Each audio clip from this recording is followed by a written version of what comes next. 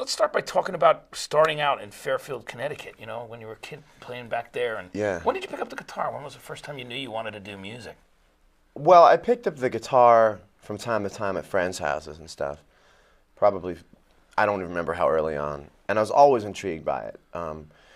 Wasn't sure how I was going to make my way into it, but I always knew that it was interested in me. Like, I was always the guy to pick up the guitar. And kind of, the first thing I ever did was tune it up into a chord. You know, I kind of always understood the mechanics of it, but it wasn't until I think I was 13, my dad rented one of my brothers and I, an acoustic guitar from the music store. We were going to take guitar lessons. And before I even went to my first lesson, I kind of found my own path with it. So and it really does feel like the same day. I mean, I'm 28 now. I've been playing guitar for 15 years. Yeah. And it feels like the same day. I'm on the same time. The timeline is never broken, you know. Right. And your guitar playing, by the way, I mean, people are finding out that people have seen you live, but I mean, with the trio recently playing, I mean, your guitar playing has been amazing. I love the stuff you've been doing. Thank you. It's a whole different mindset for me because, truth be told, in the pop world, it's very easy for me to play guitar. I mean, I could eat an apple while I'm playing guitar and pop music. Yeah. And it doesn't really interest me anymore. I want to bring my ability, or I want to bring my playing all the way up to the top of ability, and then from there on, kind of, you know what I mean, seesaw. You know, there's some nights where my playing is right up to my ability, and then there are some nights my playing is, you know, my playing goes over my ability, which means that I kind of hit that place where I'm unsure. But then I always find that I get a little further into the mindset, into the craft by doing that. So it's really just a matter of taking the handicap away. Yeah. You know? Absolutely. And getting into a situation where there's some nights I get off stage, I feel terrible about being a guitar player. But it's so much better than being on stage and thinking about what kind of food is waiting on the bus when you're off the stage. I never cop out in this trio. Yeah. I've never once copped out. Copping out is playing to be done. Yeah. And it happens. Musicians will tell you it happens all the time, you know. Oh yeah, I'm up there playing for 60 billion people, you know, at the Thunderdome, and I'm just thinking about, you know, what I'm going to have for dinner, where we're going to be tomorrow. I can't do that in this band, you know. So I like the challenge, and I also like the gamble of putting it all out there. And the nights it doesn't work, it feels like you lost. It feels like you lost big at blackjack. But the nights that somehow you break through the wall of the end of your ability, and you realize that there's more ability past the wall, there's nothing better than it. When did you decide you were going to do the trio? I mean, and then tell us how you got hooked up with Steve and Pino. How did you decide on them as the musicians that you wanted to work with in this trio? I had messed around with the trio concept a little bit. We had done some after-show performances with the band I was in, you know, the solo act, man. Yeah. Last summer David 2004. Yeah. And I loved the format. I loved the idea. But it wasn't until Steve, Pino, and I got in a room, which was a kind of a staggered situation because I'd met Steve probably a year or two before I ever met Pino. And Steve and I had played together, started to do some sessions around New York City. Were you fans of the things he'd worked with before? I didn't really know a lot of them. Yeah, right. But I knew from playing with him that this is a guy. It was like a blind taste test because I didn't know going in every detail of his discography. But when I started playing with him, I realized that every session I ever did with Steve Jordan, again, never copped out. These are guys who will not settle for anything less than complete commitment to what's going on. And I loved that. I felt like I was with the big boys. You know, like I came home from a session with Steve one time, the first one we actually really played in a room together, and was just like, I feel like I just had grade A sushi or grade A, you know, hotel or grade. It's just so, it's so luxurious in terms of the quality level that these guys are playing at that I knew that I wanted that. And every time I went home from playing with them, I felt better about my playing, and I felt like more committed to music through them. But it wasn't until we all three got in a room together, it was instant.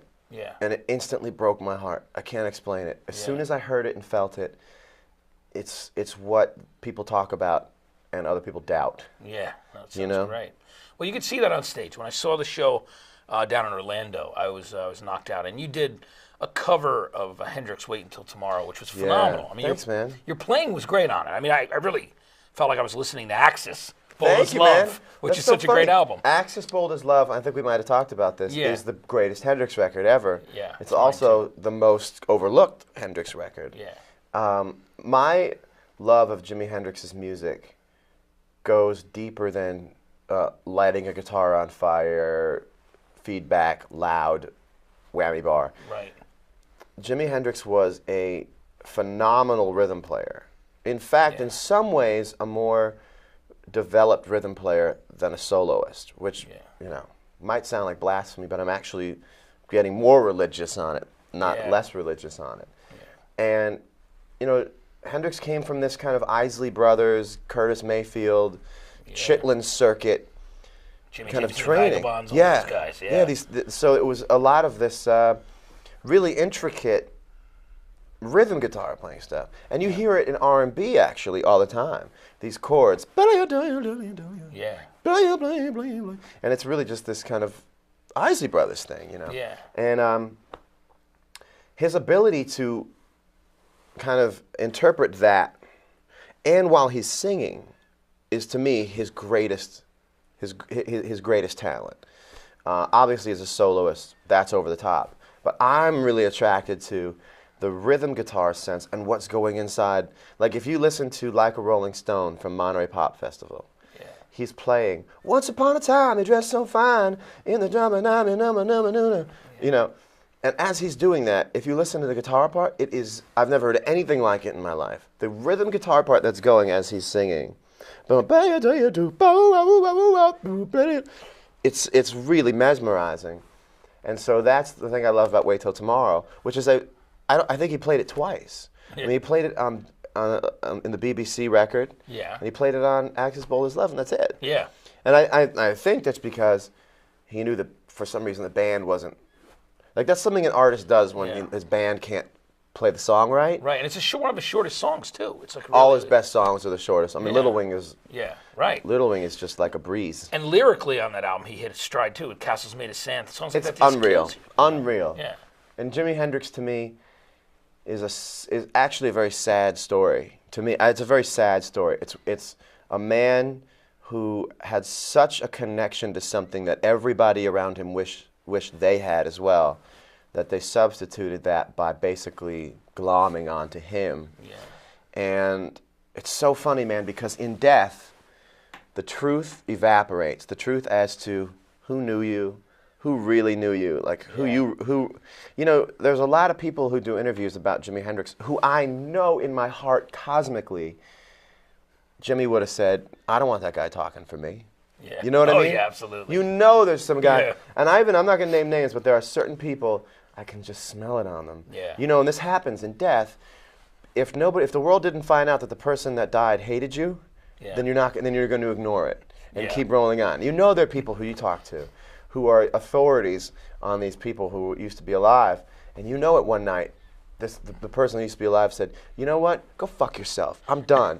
But it was a private conversation, and then they went and died, and the guy went, well, no one really knew that he told me that. And then they go out and they talk about the great relationship that they had. For the rest of their lives. Right, and in death, it's a very sad thing that there is no definition of possession, of who possessed the most information, about who was really inside your heart. And I feel like writing a will just in an emotional way, like put the list of people that here are the people who know what the hell they're talking about when they talk about me. You know, and to me, within 3 short years, the man discovered something genius. Found the apex of it. Unfortunately, the apex is year 2. You know, and by the end of it, you can see it in his face.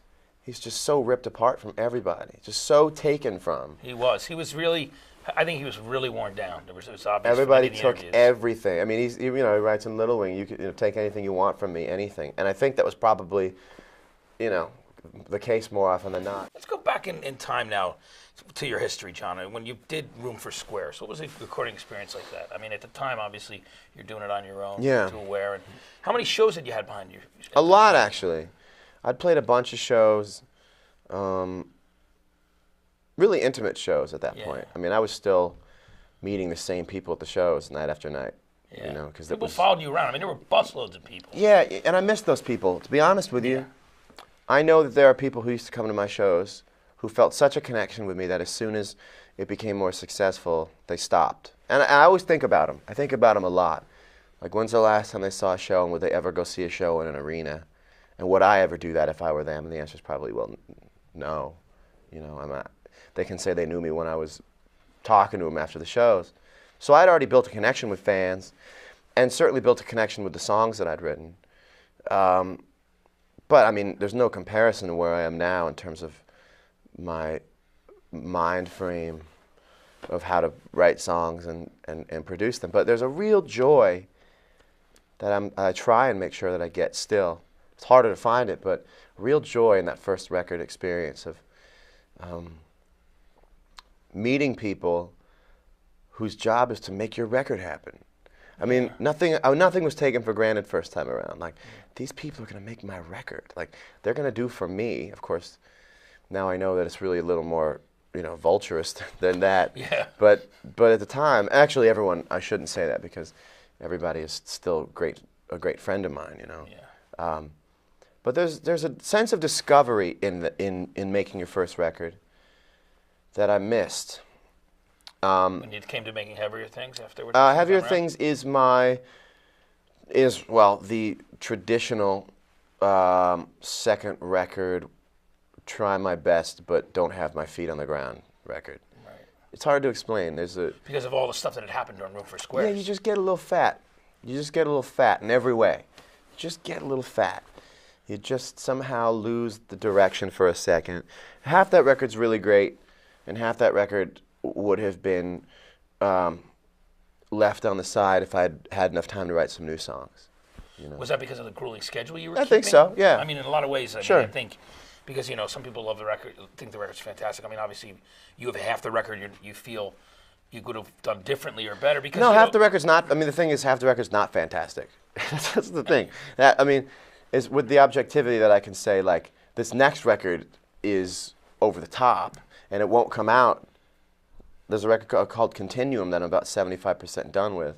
Yeah. It will not come out until I know that it can have every chance possible. Like, it's really, I mean, this is going to be the third studio album. Third studio album, so it's going to be. But I learned a lot from Heavier Things, and I gave myself a year to write a record. Are you going to work with Jack Joseph Puig again, or have you thought about other producers? What's your feeling? Well, actually, I'm producing this record with Steve Jordan. Oh, cool. I know it sounds like a scary thing when an artist says, I'm going to produce my own record, but Steve and I create one whole sphere together. Yeah. And there's a little bit of overlap, but not really.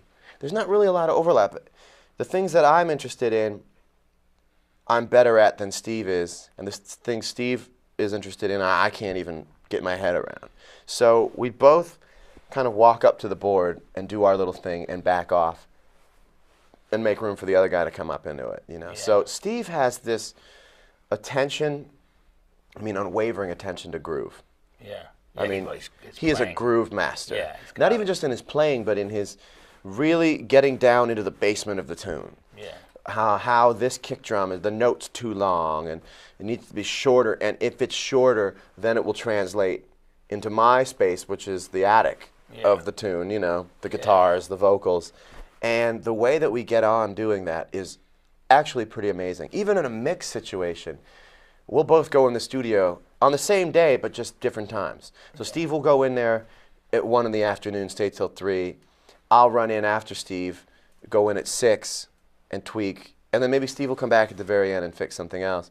But we don't go into each other's closets. It's really interesting. I've never gone, no, Steve, drum's got to be lower. And Steve's never gone, do you really think we should? And if he does, and if I do, and if the answer is, no, it's cool, then there's immediately like, got it. An unbelievable level of respect there. And I feel really kind of honored in a way to be one of those artists that, when you make the decision to produce a record with somebody and become that close as individuals with one another, you make the decision to take off your kind of external ego. Yeah. You know?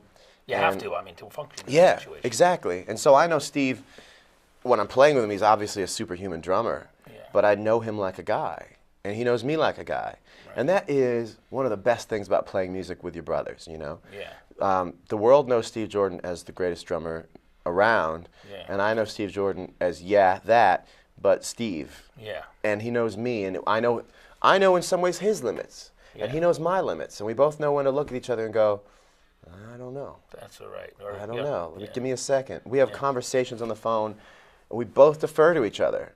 It's like he's got no problem saying, you're absolutely right. Yeah. Again, you're absolutely right. And I've got no problem going, say no more. Say no more. That's all you have to say. Totally got it. I got to go. I'll call you. Yeah. You know? So what I have back now is the discovery. I have my sense of discovery back completely. And the trio is what allowed me to do that. If you want to lose your sense of discovery, sell millions of records each time out on your first 2 albums. Yeah. You will lose a sense of discovery like you couldn't imagine, because everybody goes, great, here's where we are, here's what we do. Yeah. And you challenged yourself more. Yeah, I mean, I'm too young to be the anything guy. Right, I know. You know, that, yeah. Too young to be the anything guy. When it came to winning, you know, the 2 Grammys, obviously Your Body is a Wonderland, first time around, and then Daughters, you know, Song of the Year. That was a big thing too. It's huge. How was that for you? I mean, because I know you're the kind of guy very very introspective and you think through things. Yeah. How was your feeling after that when that all went down with the Grammy the second time around? Well, it was fantastic. I don't think there's ever an experience where you get a Grammy and there's any bitter in it. It's exactly. just there's no bitter. It's just sweet. Yeah. I did not want Daughters to be a single, so I hold that Grammy kind of half for the people who said, no, this should be heard. It doesn't play into my career very well at all. Actually, that song does not bode well for my career as I see it. Yeah. But as a song outside of that framework, it was a huge success, and I'm really proud of it. It's very difficult for me to explain the genuine sentiment in that song, because it really does sound like pandering crap. I mean, it really does. At the time I was 26, and I was singing "Fathers, be good to your daughters." I think that's crap. I think that's a crap thing to have out there, because it's a very sacred song to me. Yeah. And meaning like it stays an album track. It's not one of the when it things stays an album track, nobody can say that you're trying to manipulate anybody, you know? And when people said it's time to make Daughters a single, I said, don't you dare. Don't you dare. Because I knew that it was going to be just like death. And taken out of context by some people. Yeah. They weren't going to understand it. Well, when you take Your Body as a Wonderland and Daughters, you kind of almost triangulating my position in the world, and you go, well, let's see. He's got Your Body as a Wonderland and Daughters. What is he trying to do? It is the pansification of John Mayer, is really what it was. Right. And the concept of that now being my thing frightened the hell out of me, because there are a lot of bands who put out ballads. Right. Like Nickelback, for example, are confined, although this new Photograph tune is unbelievably good. Yeah, it is. I mean, unbelievably good. He's a great songwriter, no matter what Gotta people give say. it up to the guy. Yeah. If I ever see that guy, Chad, right? Yeah, Chad Kroger, it was super cool to me. He's a nice dude. He's really super great. cool. Yeah. Like, if when I see him again, I'm just gonna have to sit down and be like, that's so cool. And what he does should be highly respected by every musician. Yeah. Every musician in the world should look to him as an inspiration, because the guy is probably aware of the kind of voice of dissent in terms of people trying to put them down as a band. Yeah, and people have, obviously seen it. I'm sure he's seen it in press. Sure. He's heard it because I'm sure he's heard it, thing. right? Of course he has. But the thing is, and this is what I relate to and I'm inspired by, the guy goes, all right. It's almost like getting punched in the face, and he gets up and goes, oh, I'm bleeding. All right. How about another one? Yeah. Let's fight some more. Yeah. Boom, hits you in the face. With another hit. With another hit. Song. And then he gets hit again, because he had another hit. Yeah. There's a counter hit. Yeah. There's always a counter hit when you have a hit. Yeah. So there's always the public hits back when you hit the public. Right. And then he gets up again. It's like Wolverine. Just keeps getting up. And now he comes up again with the best song he's ever written. I know. That to me is really, really, really inspiring. Because after How You Remind Me, which was, obviously one of the biggest rock songs ever that year, it just was. Right. It was a blowtorch. Right. But the problem is, though, with Nickelback, that the problem they face, not the problem with them, but the problem they face, is that I'm sure that they have all these other influences they want to incorporate, but they're not allowed. They'll never put those singles out. Right. The public has come to understand this is what Nickelback is. They play these mid-tempo rock things that don't rock too hard, so they can get. And you know, these guys probably have love and affinity for other types of music that they're not able to put out. Right. They've now entered into this deal that has locked them into this thing, and I never want to do that. Yeah. Which is, and if there was a kind of business sense in this, which there is a little bit, not money-wise, but shaping it career-wise, Yeah. John Mayer Trio is a run for it. Yeah. You know what I mean? Absolutely. Because it's not time to have the firewalls come down. No. I mean, and it's good that you're doing that. Yeah. Those songs are great songs of Your Body is Wonderland and Daughters. They really are.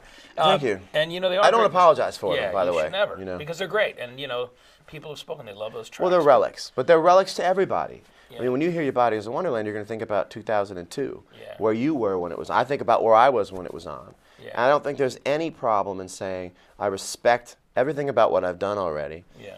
But I'm really excited about. If you get to go listen to new music, why can't I go play new music? Right, exactly. Like Yeah. you're allowed to go. Oh wow, that was a cool record. Oh, now I'm onto this. Yeah. Why can't I do that and go? That was a cool record. Oh, now I'm onto this, but with my own music. Yeah, You know, exactly. it'd be a very unfair prospect to think that Yeah. I couldn't do that for myself. Important you know? that you can, and you're doing it, which I think, and And I'm doing it, and now is the time for me,